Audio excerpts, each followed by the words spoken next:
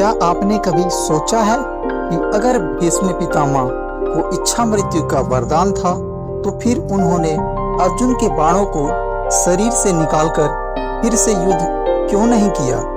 क्या वो चाहे तो फिर से खड़े होकर योद्धाओं को परास्त नहीं कर सकते थे?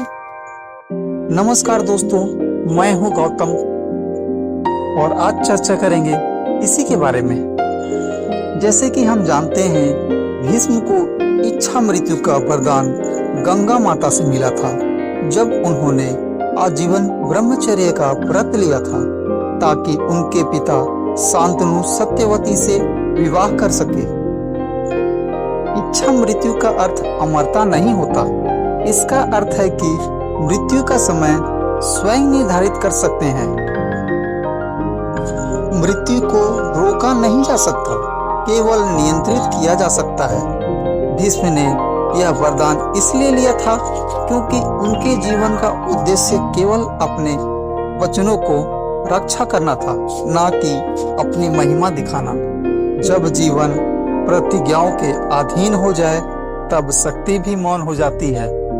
शांतनु की पहली संतान भीष्म शांतनु और सत्यवती से चित्रांगद व विचित्र वीर्य, फिर उनसे पांडु और धृतराष्ट्र, फिर कौरव और पांडव, फिर उनके पुत्र अभिमन्यु, घटोत्कच, बर्बरिक आदि।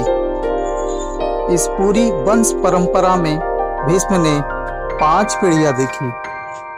हर पीढ़ी में उन्होंने वीर गति को प्राप्त होते हुए अपनों को देखा, प्रियजनों को युद्ध में समाप्त होते देखा। अब जब युद्ध के मैदान में उनके पड़पोते के बेटे तक वीरवती को प्राप्त हो रहे थे तो एक थकावट, एक अवस्था ने मन को पकड़ लिया था। धर्म के मार्ग पर चलना आसान नहीं होता, विशेषकर तब जब तुम्हें अपने ही अपनों को मारता देखना पड़े और तुम चाहकर भी कुछ नहीं कर सकते। भीष्म जानते थे कि वह युद्ध समाप्त नहीं कर सकते। वह अधर्म के पक्ष में खड़े थे केवल इसलिए क्योंकि उन्होंने हस्तिनापुर की रक्षा की प्रतिज्ञा ली थी। उन्होंने स्वयं ही अर्जुन को सलाह दी थी, यदि तुम मुझे गिराना चाहते हो तो शिखंडी को आगे रखो, क्योंकि वे शिखंडी को पुरुष योद्धा मानते थे और उस पर शस्त्र नहीं उठा सकते थे। यहाँ से स्पष्ट होता है कि भीष्म अब अपने अंत की ओर बढ़ना चाहते थे। उन्होंने जानबूझकर पराजय को स्वीकार किया। वो जो वीर होते हैं वो मृत्यु से डरते नहीं, लेकिन जो धर्म के विपरीत खड़े हो वो अपने अंत को अपना धर्म मानते हैं।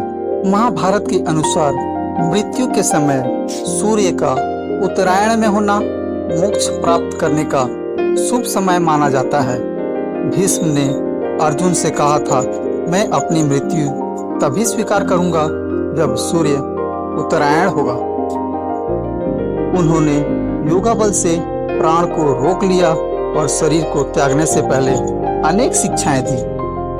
धर्म, नीति शास्त्र, राजनीति, स्त्री धर्म, राजधर्म पर गहन संवाद हुए।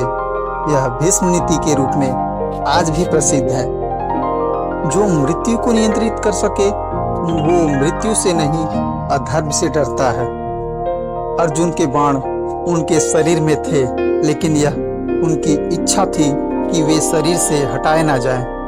वे जानते थे कि युद्ध को जारी रखने का कोई लाभ नहीं था।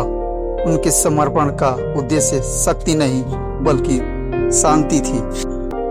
अगर वो बाण हटवाते और फिर युद्ध करते तो उनका जीवन ही व्यर्थ हो जाता, उनकी प्रतिज्ञाएं फिर टूटी होती।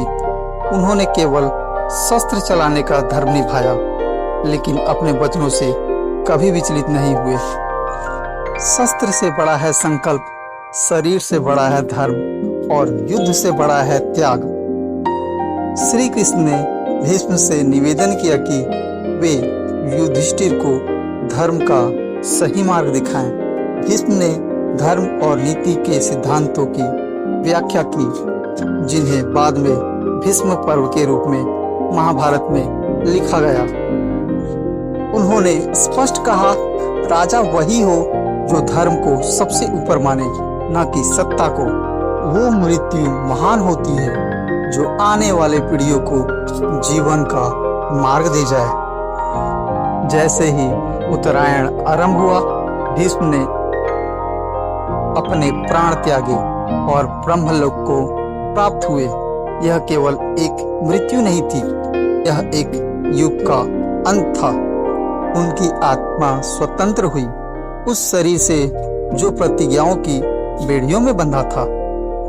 अगर आपको भीष्म पितामह की यह कथा थोड़ी सी भी अच्छी लगी हो तो कृपया इसे लाइक करें, और इसी तरह की पोस्ट पाने के लिए आप हमारे चैनल को सब्सक्राइब कर सकते हैं। तब तक के लिए धन्यवाद। जय श्री कृष्ण। फिर मिलते हैं एक नई पोस्ट के साथ।